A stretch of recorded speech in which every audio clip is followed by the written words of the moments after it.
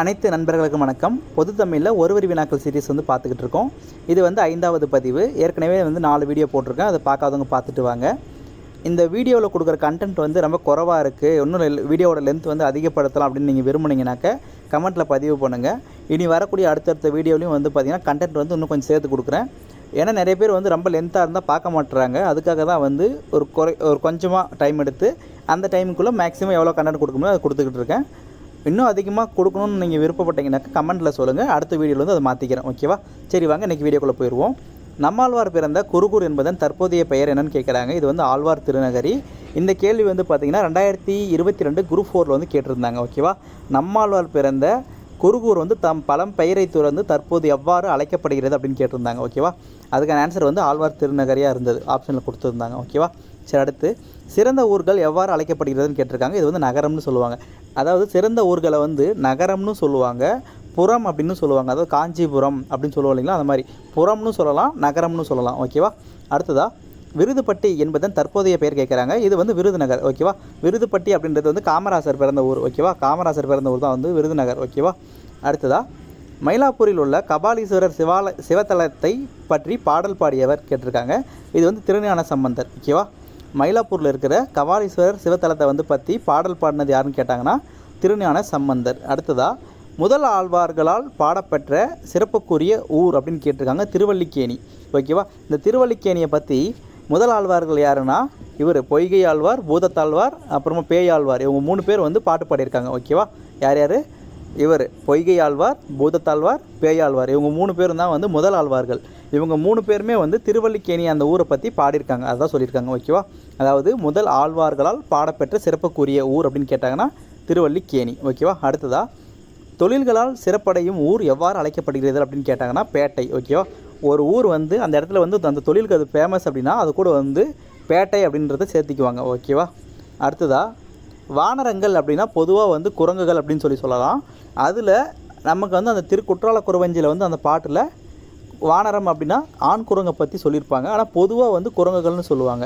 ஆண் குரங்கு அப்படின்னா கடுவன் அப்படின்னு சொல்லுவாங்க. பெண் குரங்கு அப்படின்னா மந்தி அப்படின்னு சொல்லுவாங்க. அதை ஞாபகம் வச்சுக்கோங்க. கடுவன் அப்படின்னா ஆண் குரங்கு, மந்தி அப்படின்னா பெண் குரங்கு. ஓகேவா? அடுத்ததாக மரமும் பழைய குடையும் நூலின் ஆசிரியர் கேட்டிருக்காங்க. இதுக்கான ஆன்சர் அழகிய சொக்கநாதர். ஓகேவா? மரமும் பழைய குடையும் இந்த நூலோட ஆசிரியர் அழகிய சொக்கநாதர். இரட்டுற மொழிதல் அதை எப்படி பிரித்து எழுதணும் அப்படின்னு கேட்குறாங்க அடுத்த கேள்வியில். அதாவது இரட்டுற மொழிதல் அப்படின்றத 2 கூட்டல் உர கூட்டல் மொழிதல்னு பிரித்து எழுதணும். ஓகேவா? இரட்டுற மொழிதல் எப்படி பிரிக்கலாம் அப்படின்னா 2 கூட்டல் உர கூட்டல் மொழிதல். ஓகேவா? அடுத்ததாக ஆறு எனும் சொல் குறிக்கும் பொருள்கள் கேட்குறாங்க. ஆறு அப்படின்றது நதியை குறிக்கும், ஒரு எண்ணெய் குறிக்கும், அப்புறம் செல்லக்கூடிய வழி. ஓகேவா? ஆற்றுணா அப்படின்னு நான் ஏற்கனவே சொல்லியிருப்பேன், பழமொழி நான் சொல்லியிருப்பேன். ஆற்றுணா அப்படின்னா வழிநடை உணவுன்னு சொல்லுவாங்க. ஓகேவா? வழிநடை உணவு தான் ஆற்று உணா. ஆறு அப்படின்னா வழி அப்படின்ற ஒரு பொருள் இருக்குது. ஓகேவா?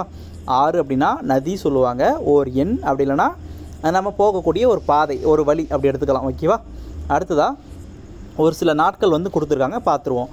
புத்தக நாள், உலக புத்தக நாள் அது எப்போ அனுசரிக்கிறாங்க அப்படின்னு பார்த்தீங்கன்னா ஏப்ரல் 23 அனுசரிப்பாங்க. ஓகேவா? உலக புத்தக நாள் அப்படின்னா ஏப்ரல் 23. தொழிலாளர்கள் தினம் அப்படின்னா நமக்கு எல்லாருக்குமே தெரியும், மே 1 லீவ் விடுவாங்கன்றதுனால அதை ஈஸியாக ஞாபகம் வச்சுக்கலாம். மே 1 தொழிலாளர்கள் தினம்.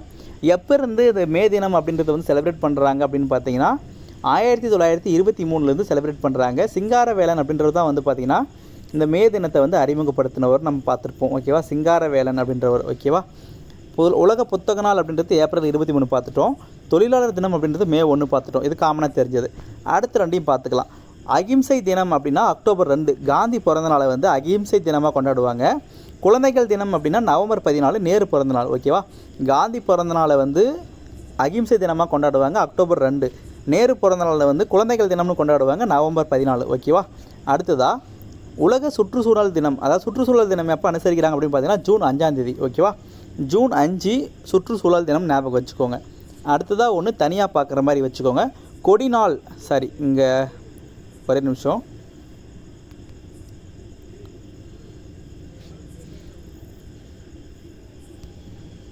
ஓகே,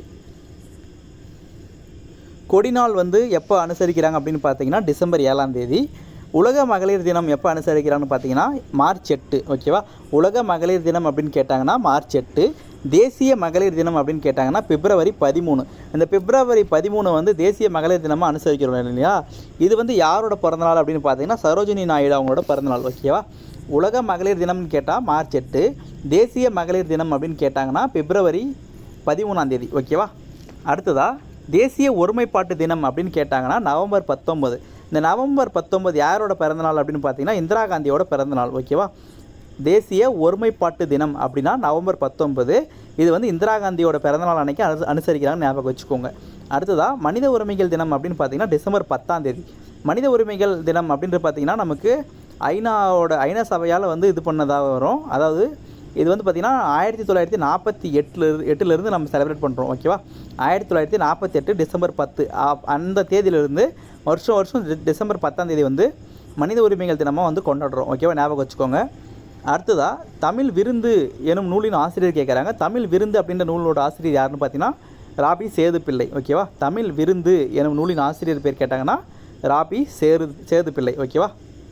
அடுத்த கேள்வி, உழவர் ஏரடிக்கும் சிறு கோளே அரசரது செங்கோலை நடத்தும் கோல் எனும் வரிகள் யாருடையது அப்படின்னு கேட்டாங்கன்னா இதுக்கான ஆன்சர் வந்து கம்பர். உழவர் ஏரடிக்கும் சிறு கோளே அரசரது செங்கோலை நடத்தும் கோல் எனும் வரிகள் யாருடையது அப்படின்னு கேட்டாங்கன்னா கம்பர். ஓகேவா? அடுத்ததாக உழவு தொழிலுக்கும் வந்தனை செய்வோம், வீணில் உண்டு களித்திருப்போரை நிந்தனை செய்வோம் என பாடியவர்னு கேட்டாங்கன்னா பாரதியார். உழவு தொழிலுக்கும் வந்தனை செய்வோம், வீணில் உண்டு களித்திருப்போரை நிந்தனை செய்வோம் என பாடியவர் யாருன்னு கேட்டாங்கன்னா பாரதியார். ஓகேவா? அடுத்த கேள்வி, தமிழ் வளர்த்த அழகு கலைகள் எனும் நூலின் ஆசிரியர் கேட்குறாங்க. இது வந்து மயிலை சீனி வேங்கடசாமி. ஓகேவா? தமிழ் வளர்த்த அழகு கலைகள் அந்த நூலோட ஆசிரியர் யாருன்னு கேட்டாங்கன்னா மயிலை சீனி வேங்கடசாமி. அழகு கலையோட வேறு பெயர்கள் அப்படின்னு பார்த்தீங்கன்னா இன்கலைன்னு சொல்லுவாங்க, கவின்கலைன்னு சொல்லுவாங்க, நற்கலைன்னு சொல்லுவாங்க. ஒரு 3 பேர் இருக்குது, ஞாபகம் வச்சுக்கோங்க. அழகு கலைகளோட வேறு பெயர்கள் அப்படின்னு கேட்டாங்கன்னா இன்கலை, கவின்கலை, நற்கலை. ஓகேவா? அடுத்ததாக அழகு கலைகளின் வகைகள் அப்படின்னு பார்த்தீங்கன்னா 5 வகை சொல்லுவாங்க. அழகு கலைகளை வந்து 5ஆக பிரிப்பாங்க. உள்ள 3 வந்து எப்படி ஞாபகம் வச்சுக்கிறீங்கன்னா ஒரு கல் இருக்குது, அந்த கல்லை வச்சு ஞாபகம் வச்சுக்கலாம். இப்போ ஒரு கல் இருக்குன்னு வச்சுக்கோங்க, அந்த கல்லில் சிற்பம் செய்வாங்களா, அதிலே கட்டிடம் கட்டுவாங்களா, அந்த கல்லிலே வந்து பாறையிலே வந்து ஓவியமாக வரைய முடியுமா? இது 3 ஞாபகம் வச்சுக்கோங்க. ஒரு கல் எடுத்து ஞாபகம் வச்சுக்கிட்டிங்க அப்படின்னா ஒரு 3 கலைகள் வந்து டக்கு ஞாபகம் வரும். என்னென்ன? சிற்பக்கலை, கட்டிடக்கலை, ஓவியக்கலை. 3மே அந்த பாறையை சம்மந்தப்பட்டதாக இருக்கும். பாறையில் நம்ம சிற்பமும் செதுக்கலாம், கட்டிடமும் கட்டலாம், அதுலேயே ஓவியமும் வரையலாம். ஓகேவா? இது 3 முடிஞ்சா அடுத்ததாக காவியக்கலை, இசைக்கலைன்னு இருக்குது 2. ஓகேவா? காவியம்னா என்னது? ஒரு நூல், அந்த நூலில் ஒரு பாட்டு ஏதோ ஒன்று இருக்குன்னு வச்சுக்கோங்க. அதை நம்ம வந்து என்ன பண்ணலாம், ஒரு ராகம் கொடுத்து ஒரு பாட்டாகவே பாடலாம். அப்போது ஒரு காவியத்தை இசையாகவே பாடுறோம் ஞாபகம் வச்சுக்கோங்க. ஓகேவா? அப்போ காவியக்கலை, இசைக்கலைன்னு வந்துடும். கல் எடுத்திங்கன்னா ஒரு 3 கலை ஞாபகம் வந்துடும். என்னென்ன? சிற்பக்கலை, அப்புறமா கட்டிடக்கலை, அப்புறம் ஓவியக்கலை. 3 பார்த்தாச்சு. அடுத்ததாக காவியக்கலையும் இசைக்கலையும் பார்க்குறோம். ஒரு பாட்டு இருக்குது, சாரி, ஒரு புத்தகத்தில் ஒரு லைன் ஏதோ ஒரு பாட்டு ஏதோ ஒன்று எழுதியிருக்காங்க, அதை வந்து நம்ம ஒரு பாட்டாகவே பாடுறோம். அப்போ காவியத்தை பாட்டாகவே பாடுறோம், இசையாகவே பாடுறோம் ஞாபகம் வச்சுக்கிட்டிங்கன்னா 5 கலை ஞாபகம் வந்துடும். இதுதான் வந்து மயிலை சீனி வேங்கடசாமி அவரோட தமிழ் வளர்த்த அழகு கலைகள் அப்படின்ற புத்தகத்தில் கலைகளை வந்து 5ஆக பிரித்து சொல்லியிருப்பார். ஓகேவா? இது 5மே ஞாபகம் வச்சுக்கோங்க. அடுத்ததாக நோபல் பரிசு பெற்ற முதல் பெண் அப்படின்னு கேட்டாங்கன்னா மேரி கியூரி. ஒரு நிமிஷம். ஓகே, நோபல் பரிசு பெற்ற முதல் பெண் யாருன்னு கேட்டாங்கன்னா மேரி கியூரி. இவர் வந்து 1903 வந்து நோபல் பரிசு வாங்கியிருப்பார். ஓகேவா? அடுத்ததாக யுனெஸ்கோ சின்னம் பற்றி பார்த்துருவோம். ஒரு சில புத்தகத்தில் இருக்கிறது தான். ஓகேவா? இதில் வந்து பார்த்திங்கன்னா 1987 தஞ்சை பெரிய கோயிலுக்கு வந்து யுனெஸ்கோ சின்னம் வந்து அந்த விருது யுனெஸ்கோ சின்னமாக வந்து அறிவிச்சிருப்பாங்க. ஓகேவா? தஞ்சை பெரிய கோயில் எப்போனா 1987. 2004 வரும்போது கங்கை கொண்ட சோழபுரமும் தாராசுரம் ஐராதீஸ்வரர் கோவிலும் வந்து யுனெஸ்கோவாக அறிவிச்சிருப்பாங்க, யுனெஸ்கோ சின்னமாக. ஓகேவா? தஞ்சை பெரிய கோயில் எப்போ அறிவித்தாங்க அப்படின்னா 1987. கங்கை கொண்ட சோழபுரமும் தாராசுரம் ஐராதீஸ்வரர் கோவிலும் எப்போனாக்கா 2004. ஓகேவா? அடுத்ததாக திரிபுராந்தகன் அப்படின்னாக்க முப்புறம் எரித்தவர் அப்படின்னு சொல்லுவாங்க. திரிபுராந்தகன் அப்படின்னா முப்புறம் எரித்தவர்னு சொல்லுவாங்க. கஜசம்ஹார மூர்த்தி அப்படின்னா யானை உரி போர்த்தவர்னு சொல்லுவாங்க. ஓகேவா? கஜசம்ஹார மூர்த்தி அப்படின்னா யானை உரி போர்த்தவர்னு சொல்லுவாங்க. லிங்கோத்பவர் அப்படின்னா அண்ணாமலையாரை சொல்லுவாங்க. ஓகேவா? இதெல்லாம் வந்து அதுக்கான மீனிங். ஓகேவா? அதாவது இதெல்லாம் வட சொல்லாக இருக்கும், அதுக்கான தமிழ் மீனிங்னு கொடுத்துருக்காங்க. ஓகேவா?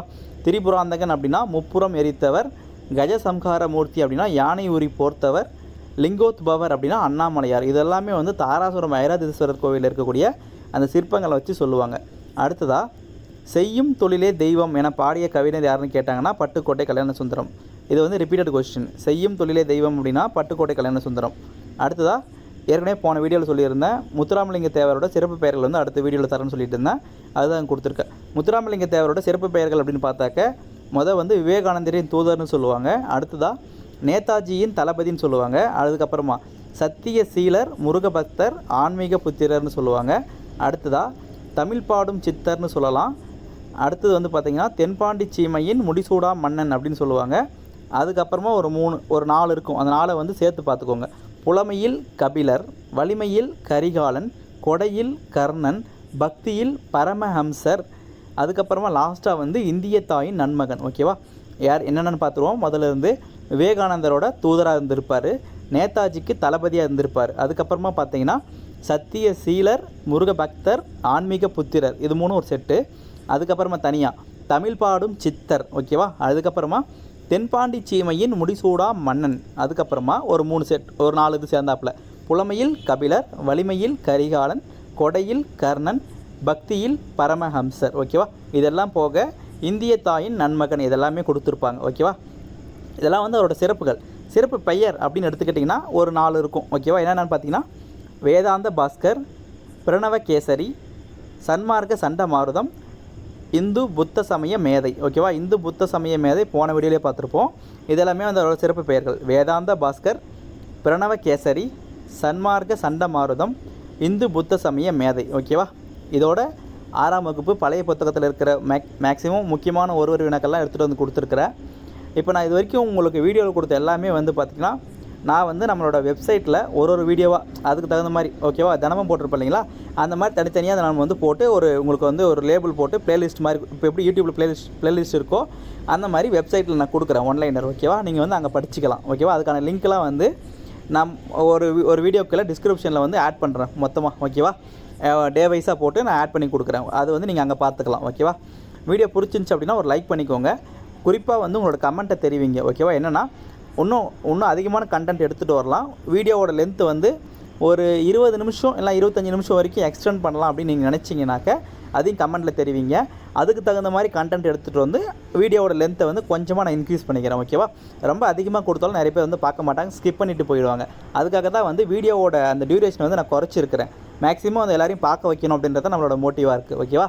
நம்ம போடுற கண்டென்ட்டு வேஸ்ட் ஆகக்கூடாது. ஓகேவா? இப்போ பார்க்குறீங்க அப்படின்னா அதிகமாக பார்த்தாலும் நிறைய பேருக்கு போர் அடிச்சிடும். ரொம்ப கம்மியாக இருந்தாலும் ரொம்ப கம்மியாக இருக்குன்னு தோணும். அதுக்காக தான் ஒரு மீடியமாக எடுத்துகிட்டு வந்து கொடுக்குறேன். ஒரு 10 நிமிஷம் வர மாதிரி எடுத்துகிட்டு வந்து கொடுக்குறேன். இன்னும் கண்டென்ட் வேணும்னா நீங்கள் கமெண்ட்டில் தெரிவிங்க. இப்போ சொன்னது வந்து ஓரளவுக்கு வேகமாக இருக்குது, கொஞ்சம் மெதுவாக சொல்லணும் அப்படின்னு ஆசைப்பட்டீங்கனாலும் அதையும் கமெண்ட்டில் தெரிவிங்க. முடிஞ்ச அளவுக்கு நான் ட்ரை பண்ணுறேன். ஓகேவா? ரொம்ப ஸ்லோவாக போனாலும் ஒரு சிலருக்கு தூக்கம் வந்துற மாதிரி இருக்கும். இதனால் முடிஞ்ச அளவுக்கு நான் சொல்லியிருக்கிறேன். வீடியோ பிடிச்சிருந்துச்சின்னா கண்டிப்பாக ஒரு லைக் பண்ணிவிட்டு உங்களோட கமெண்ட் என்னவோ அதுக்கு நம்ம கமெண்ட் பாக்ஸில் தெரிவிச்சிருங்க. அடுத்த வீடியோவில் நான் அதை கரெக்ட் பண்ணிக்கிறேன். ஓகேவா? நன்றி.